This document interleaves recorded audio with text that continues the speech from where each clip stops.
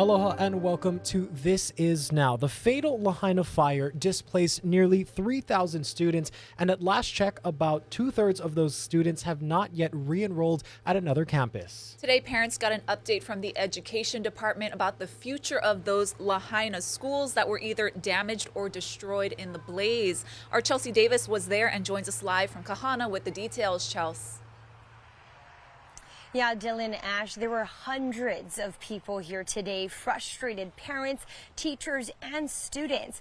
Department of Education officials tell us out of those 3,000 displaced students, there are only about 1,200 of those students that are now enrolled in other schools. And those are schools around Maui, around the state, around the country even. But that means there are still more than 1,700 students that are not enrolled anywhere right now. And today we heard an overwhelming amount of support from community members that said today that they want a solution on this side of the island, the west side. Now, DOE says they can't return to schools in Lahaina, of course, because of the concerns about air quality and water and soil. However, parents want the DOE to figure out a solution on the northwest side of the island. So that those are places like Ka'anapali, Kahana, here in Kahana, Napili, Honokauai, Kapalua, basically anything north of Lahaina. Take a listen to what one parent had to say. Our students want to go back to school. They want to go back. And everybody's on this side. Figure something out. I don't care about the developers. Nobody cares about them. It's our students, it's their education, it's their life. A lot of them have lost their friends, their cousins, their aunties, their uncles, their grandparents. What more are you going to put us through? You're a superintendent, are you not? So what is your power? What are you going to do for us? I can't imagine what it's like to be in your shoes. I can't. But know that we will do our best in moving forward to make those decisions, to support your students, to support you and this Lahaina community. Now, teachers are also split. Some are ready to teach today. Some were ready to teach 2 weeks ago. One teacher even said today that he can teach here under this tent. And of course, it was followed by a round of applause from the community members. But we also do know that there are 60 public school teachers who lost their homes. So many of them are still trying to figure out shelter, food, and clothes. And a lot of them can't really even focus on curriculum right now. Now, the DOE officials all left here in Kahana on the west side of the island, and they are right now heading to town because there is another meeting just like this in Kahului that starts at 1 o'clock, and that's at the Maui Arts and Cultural Center again in Kahului starting at 1 o'clock. Reporting live from here in Kahana, Dylan and Ash, I'll send it back to you. Chelsea, thank you so much for your reporting. We appreciate it. We want to go ahead now and talk about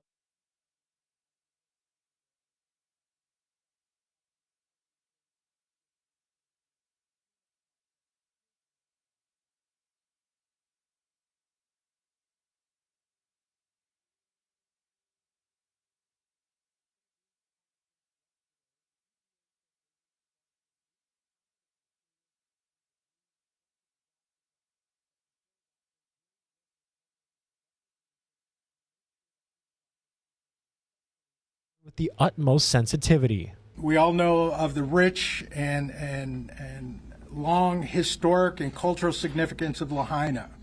We've been working since we got here with cultural leaders, archaeologists from Maui and especially from the Lahaina area, and have integrated approximately 25 cultural observers into our teams to ensure that we proceed with caution, with reverence and respect to the Hawaiian history and culture. Maui police also said they will offer updated lists of remaining people unaccounted for on Friday. We are still waiting to gather more details on the number of people still on that list. The county is also continuing to urge loved ones who think they may have someone missing to get a DNA sample taken. For those on Maui, those can be done at the Family Assistance Center in Ka'anapali. They're also accepting DNA samples from out-of-state residents. More information on that is posted on our website. Today, President Biden announced $95 million to harden Hawaii's power grid to prevent damage and failures in the future. Now, the president was asked if he thinks utilities should power down before severe weather events or if they should focus on strengthening their infrastructure. I think as we try to harden the capacity to transmit energy, it's not irrational to make a judgment that you may have to, in a certain circumstance, shut off the power. I just don't know enough to know the detail of how to do that. I mean, where that decision is made. That's why we're starting off. I was talking with Sherwood Randall, who handles this for me, about the need to put these meters along these so we know where the power is going down. You may be able to shut off parts. I just don't know enough to know that. The money is coming from the bipartisan infrastructure law and will help strengthen critical transmission lines, including 2 on Maui, harden poles supporting critical facilities like hospitals, emergency response, water, and the military, as well as replace wooden poles with fire-resistant materials. The president says this investment will help reduce the likelihood of outages and reduce the risk of wildfire events. And we're learning more about those who have been identified as victims of this Lahaina wildfire. Joseph Lara of Lahaina is one of 3 new victims identified by Maui police. The 86-year-old was a supervisor at Maui Electric Lanai. His family says he'll be remembered for his sense of humor. The other 2 victims named were 83-year-old Gwendolyn Puo and 76-year-old Edward Sato. Both were also from Lahaina. So far, 48 victims have been publicly identified out of a total of 115 known fatalities. State and county leaders are facing more questions about what they knew the night Lahaina went up in flames. And this is leading to mounting tensions with the media, especially a CBS reporter. Maui's mayor said he attended a virtual meeting on the fires the morning they broke out, but he declined to tell reporters where he was the rest of the day. We already knew the head of Maui's emergency management agency, Herman Andaya, was at a conference on Oahu that day, despite multiple warnings that Maui was at high risk. Here's a portion of the exchange from yesterday's news conference. I can't speak to what or whose responsibility it was to communicate directly. You're the boss of this island, so yes, you can speak. Let him answer. I'm saying I can't say who was responsible for communicating with General Hara. So you were not in communication with anybody at this point with the state? No, I was in communication with the state. We were on a meeting earlier that morning on a Zoom call. Earlier that morning, but you were not in communication with the emergency response, the state, as that fire barreled down and in the many hours afterwards? Well, first of all, when you say that fire, which one are you talking about? We had 3 going on at the same time. There were 2 in Lahaina, the first one, and that grew into the second one. But I'm specifically talking about that time period where hospitals were packed, social media showed the fire, showed people running for their lives, and yet... Well, I wasn't on social media, so I can't speak. First of all, I'm not going to speak to social media. I wasn't on social media. We didn't have time for that. You don't think there was any way that people could have been mobilized to maybe help prevent? We don't know how many other people maybe died waiting for a response. You don't think there's anything your agency or local agency? I personally, I don't think so. With the time, the rate that the fire spread. But I talked about this previously. Is 60 to 85 miles per hour. You think about that. That's a mile a minute. In the last and even the fire department that was there on the ground that almost perished. Didn't know how deadly it was and how quickly it's going to spread. Let me finish, brother. I'm just saying the timeline. We've been looking at the timeline. What I'm trying to say is that fire was so rapid, and by the time everyone had situational awareness, it was too late, unfortunately. And another twist as the legal saga plays out over what happened there on Maui.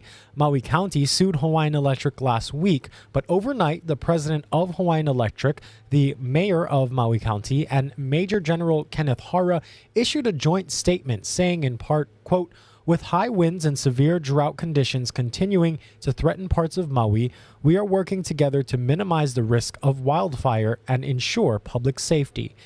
In our lifetimes, Hawaii has never been tested like this. We will do what we have always done when confronted by hardship and heartbreak. We will stand together for our people and communities and work to keep them safe." At the press conference Tuesday, Maui County declined to answer any questions related to Hawaiian Electric or the ongoing lawsuit. Meanwhile, Governor Josh Green spoke about efforts to temporarily house wildfire victims at a meeting on housing for the state. He said right now 6,000 people are either in hotels or Airbnbs. The Build Beyond Barriers working group was set up before the Maui wildfires and will play an important role during the disaster recovery. There has been much pushback from survivors on Maui about the plan, and they shared heated testimony during the hearing. But here's what Governor Josh Green had to say. Lahaina will be rebuilt how the people of Lahaina and Maui want. And I want that to be explicit and clear. I don't want people to feel that anything is getting rammed down their throat. The group will evaluate housing plans, permits, and applications. The lawsuits are piling up, and now ethical questions are being raised over the actions of a state senator whose law firm could also end up representing fire victims. Senator Gilbert Agaron represents Maui and is a practicing attorney. A flyer with his picture invited Lahaina residents to a community discussion, and policy experts say it's not unusual for legislators who also practice law to sue the state. But if that happens here, there could be ethical concerns because Agaron is vice chair of the Senate Ways and Means Committee, a committee that could be key in rebuilding efforts. I don't see that there's a clear ethics violation here, but I think it's incumbent upon the senator to be very, very careful. I think he would be wise to ask for an official opinion from the Ethics Commission. HNN did reach out to Senator Agaron for a comment, but we did not hear back. While the physical wounds of the Lahaina wildfire are still healing, the mental wounds will take much longer. Our Jolani Martinez spoke to some who are helping those cope with the disaster and recovery process. Experts say the Lahaina fire was so horrific, it will have a lasting effect on generations to come. The best way to deal with that trauma is to build resilience and support one another. Trying to stay positive. Kevin Nagasaki was the officer in charge of Lahaina's Salvation Army and lived on the church property. Now the entire facility is gone. We had to evacuate and basically just leave with the shirt on our backs. Despite losing his home, Nagasaki has been busy providing spiritual support to survivors. You know, you got to stand strong to keep everything going. That's why it's Lahaina strong. When you have someone who can speak from a spiritual angle, it helps to give a broader picture, even making meaning and sense out of why did this terrible thing happen to me. Mental health therapist Edwina Reyes will soon be heading to Maui with her church to help. She says it's important for fire victims to process their trauma, to avoid unhealthy coping mechanisms or addictions that can be passed down for generations. Puts a person at tremendous risk for their for poverty, for their mental health well-being, depression, anxiety, post-traumatic stress disorder. And some of these kind of mental health issues are also very, very long-lasting. And when they're left untreated, it can be very dangerous for that individual and the families over time. The Salvation Army has a team of people trained in emotional support. They don't have degrees, but they have big hearts. So we spend a considerable time just listening or talking story. If people want prayer, we'll pray for them. But all of that helps with the mental psyche, right? Reyes says Lahaina survivors also need to learn about mental health triggers. Saturday's fire in Ka'anapali is an example. When the sirens sounded and evacuations were ordered, some people were overcome by fear. There are ways to ease the trauma, but Reyes says victims can't do it alone. Getting the help, getting the knowledge, getting the education is going to be key. Getting the help and not staying and trying to feel like you have to do this yourself. The state's Maui Community Mental Health Center in Wailuku is offering crisis mental health services Monday through Friday from 7:45 a.m. to 4:30 p.m. You can call 808-984-2150. The Hawaii Cares crisis line is also available 24/7. For more info, head to our website. Jolani Martinez, Hawaii News Now. Researchers at UH Hilo want to help firefighters with mental and physical trauma. They say traumatic events can cause firefighter syndrome. That involves physiological changes from regular exposure to chronic stress, lethal risks, and potential for a wide range of injuries. Hilo psychology professor Chris Free and his team created a framework for firefighters who need help understanding their mental and physical ailments and the care that they need. The individual firefighter can look through it and see, oh, my goodness, I checked these boxes.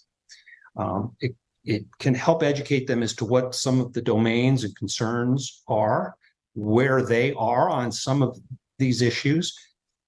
It can also be used as a way of kind of educating spouses and family members. The team also developed a questionnaire for firefighters who need help self-reporting and evaluating their conditions. Look for that link at hawaiinewsnow.com. Over on Kauai, the fire department was able to extinguish a brush fire that had shut down lanes of Kuhio Highway in Kailua. No one was hurt and no homes were damaged. The fire was out by around 6 p.m. Officials say they'll release more information today. Now an update to a story we broke first right here on This Is Now yesterday. A man was taken into custody after allegedly waving a sword at police. It happened during a barricade situation in Kailua. Officers arrived at the home on Kihapai Street around 9 Tuesday morning to find a man and a woman arguing and the man damaging property within the home. HPD says he came outside holding a sword, refused officers' orders to put it down, and then went back inside. He surrendered about 3 hours later after speaking to crisis negotiators. Officers are familiar with this individual. Yes, we tried to get him out multiple times. We established verbal contact with him. We had face-to-face and contact on the phone. But beyond that, at some point he came out, but it was a long negotiation. The man was taken to a hospital for a medical evaluation. Charges pending include terroristic threatening and property damage. A 25-year-old woman suffered serious injuries in an alleged attack that sparked a heavy police presence in Waikiki. Officers responded to Launiu Street just after 4 p.m. Honolulu EMS said they transported the woman to the hospital. Police have not released any details about the incident, including if a suspect was arrested.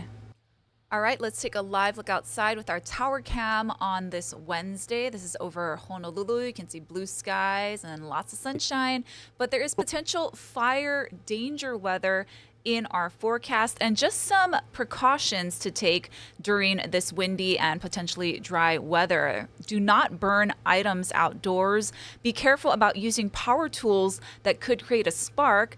Do not drag chains behind vehicles and never throw cigarette butts from your car. Of course, you're asked to clear dry vegetation and any flammable items from around structures and remove dead leaves from your roof and gutters. You should also, of course, have an evacuation plan that your whole family knows. Now, for more on our forecast, let's send it over to Guy Hagi.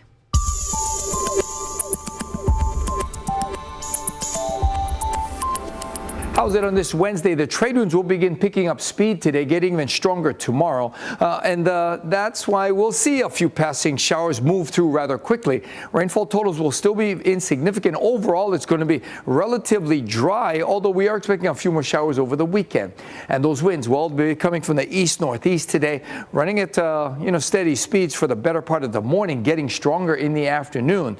And because of the stronger winds tomorrow and the overall dry conditions, the fire weather watch will be posted tomorrow all day long into the early evening before it gets taken down when those winds level off. So heads up, today is going to be a fairly dry day, although we do have a few showers this morning for a handful of windward spots. They'll dry up by 9 o'clock, and those winds will take over after that. And with all the sunshine, high temperatures approaching 90 degrees for some leeward spots. Now, because the winds will be picking up, the east shores will be picking up as well, running about 3 to 5 feet, probably bigger tomorrow. And for all you town surfers, we might get some relief from the very small conditions early next week. Look for a solid swell. So we're giving a first alert for today and tomorrow because the elevated fire threat. Now, the official fire weather watch goes into effect tomorrow and then should be taken down by Friday as those winds kind of level off. But tomorrow's going to be the windiest day with the highest fire threat. And those winds will run breezy until Sunday. That's when they really start to back down. Idalia made landfall over Florida as a Category 3 hurricane. Jason Allen is in this town of Steinhatchee, close to where the storm came ashore. Idalia slammed into Florida's Big Bend region as a Category 3 hurricane, packing maximum sustained winds of around 125 miles per hour. That building on the end down there is going to come apart. The storm's impact was felt the length of Florida's Gulf Coast, with storm surge that submerged entire communities. Crews in Hernando County rescued this family that couldn't evacuate in time due to car troubles, but they tried. And over the second bridge, it got real deep real fast, and then the water started coming in like crazy. In Tampa, people traveled by paddleboard down Bayshore Boulevard. Water washed onto the bridge that connects the city to nearby St. Petersburg. More than 500,000 customers across Florida lost power. By midday, about half had the lights back on. Utility workers are actively working to restore power in all affected areas. The Florida governor's mansion did not escape the storm's impact. This 100-year-old oak tree fell on the property. Oh gosh, it's gotten worse. A tree also landed on Connie Walden's home in Steinhatchee. She and many of her neighbors chose to not evacuate. And I've got a lot of people mad at me right now that I didn't. Even though the storm has mostly moved on from the Big Bend region, forecasters warn the high tide, fueled by a rare blue supermoon, could keep pushing the storm surge higher, up to 16 feet in some places. Idalia reached Georgia as a Category 1 hurricane, knocking out power to tens of thousands. For those that were in the line of the storm, it is very hard hitting. Idalia is expected to move into South Carolina by Wednesday evening. Jason Allen, CBS News, Steinhatchee, Florida. Did you hear the question, Senator? Running for re-election in 2026? Yes. All right, I'm sorry, you all. We're going to need a minute. Senate Minority Leader Mitch McConnell appeared to freeze again for about 30 seconds during a news conference Wednesday. It happened while he was speaking to reporters at a Northern Kentucky Chamber of Commerce event. At first, it appeared McConnell simply didn't hear the reporter's question, but then he acknowledged he did and completely froze up. It's unclear exactly why McConnell froze, but a very similar thing happened at the U.S. Capitol last month. His office said he was lightheaded, and fellow Republicans later said he was dehydrated. McConnell appears to have recovered from both incidents quickly. However, he's 81 years old, and some people have been questioning his fitness. McConnell suffered a concussion and fractured rib in March after falling at a hotel in Washington. In economic news, growth in the second quarter was slower than expected. The Commerce Department says gross domestic product rose 2%. That's slightly lower than the 2.4% the department initially estimated. GDP is the broadest measure of economic output. The latest estimate factored in more consumer spending and government export and less business investment and inventories. This is a good sign inflation might be weakening. The Federal Reserve has indicated more rate hikes could be coming if the economy didn't slow down. The annual cost of owning and operating a new car has soared to new heights. AAA says the average cost this year is $12,182 annually, or $1,015 a month. That's a big jump from 2022, when the average cost was just $10,728 a year. The increase is being driven in part by record high vehicle prices and a 90% jump in finance rates. New car prices are up nearly $1,600 since last year, and fuel was one of the higher annual cost categories compared to 2022. However, this year's average cost per mile has gone down roughly 2 cents. EV charging has also gotten more expensive. And we'll end today with a live look out at Hilo Bay. Thanks for sticking with us right here on This Is Now. Be sure to tune in back at 4 o'clock. Ashley's back at the desk.